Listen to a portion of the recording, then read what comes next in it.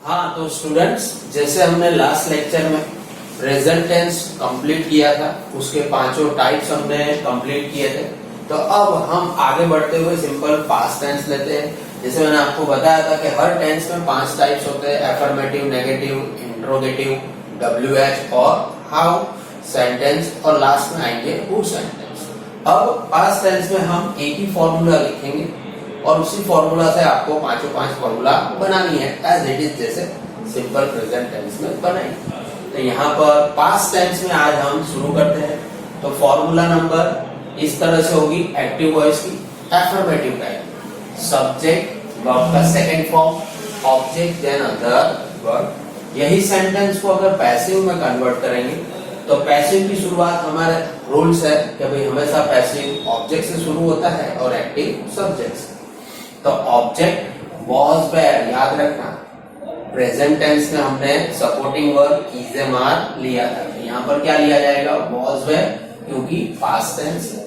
Verb का third form, जो rules मैंने आपको फर्स्ट ही बताया था पहले ही चैप्टर में, या तो पहले पीरियड में ही बता दिया था कि कोई भी टेंस होगा जिसका पास्ट हम पैसिव करेंगे तो क्या होगा? वर्ब का थर्ड फॉर्म होगा।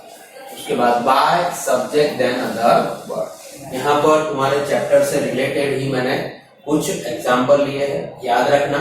इसका नेगेटिव टाइप बनाओगे तो यहाँ पर डिड नॉट यूज होगा। प्रेजेंट टेंस के अंदर हमने डू या डज नॉट लिया था, तो यहाँ पर सिर्फ डिड नॉट यूज होगा और उसी पर से आपका इंट्रोगेटिव सेंटेंस भी बनेगा, WH भी बनेगा।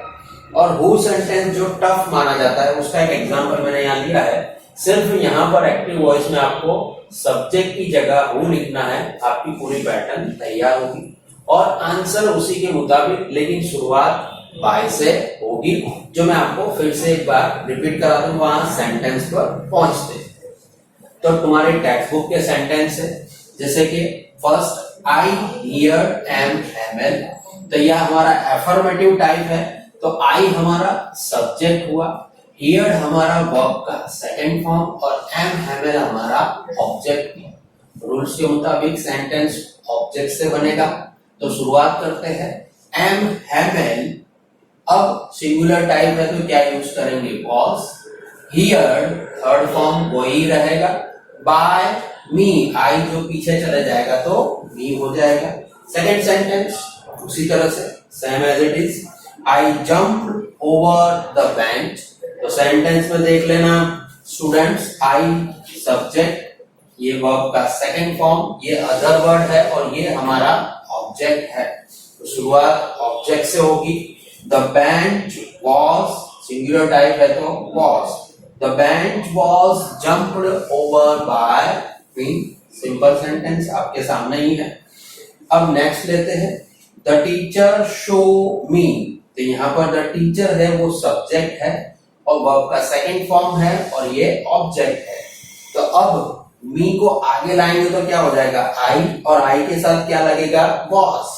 तो I was seen by the teacher. ये हो तुम्हारे फर्स्ट चैप्टर के सेंटेंस।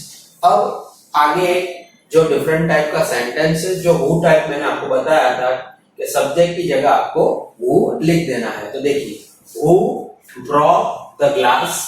तो ये हमारा हु क्या हुआ? हमारा सब्जेक्ट हुआ।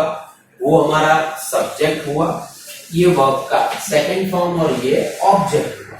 तो सेंटेंस यहाँ पर याद रखना कि किस तरह से शुरुआत होगी बाय होम की। अगर आपको ध्यान है तो ठीक है, नहीं तो मैं यहाँ छोटे से पैटर्न आपको लिख देता हूँ। तो बाय होम की शुरुआत कैसे होगी? By whom plus was were plus object plus verb का third form then other word, ये उसकी फॉर्मूला बनेगी। तो देखो, बाय होम तुमने आगे लिखा है, फिर अकॉर्डिंग टू ऑब्जेक्ट हमको यहाँ पर वॉज या वर लिखना है। तो हमारा ऑब्जेक्ट यहाँ पर देखो फॉर्मूला में ऑब्जेक्ट की जगह पर हमने द ग्लास लिखा है, ये ब्लैंक स्पेस छोड़िए, वहां पर क्या आएगा? वॉज। तो by home was the glass broken, यानी देखो लास्ट में मैंने प्लस लिखा है, वर्ब का थर्ड फॉर्म। अदर वर्ड दिया नहीं है, नहीं दिया है तो नहीं लिखेंगे।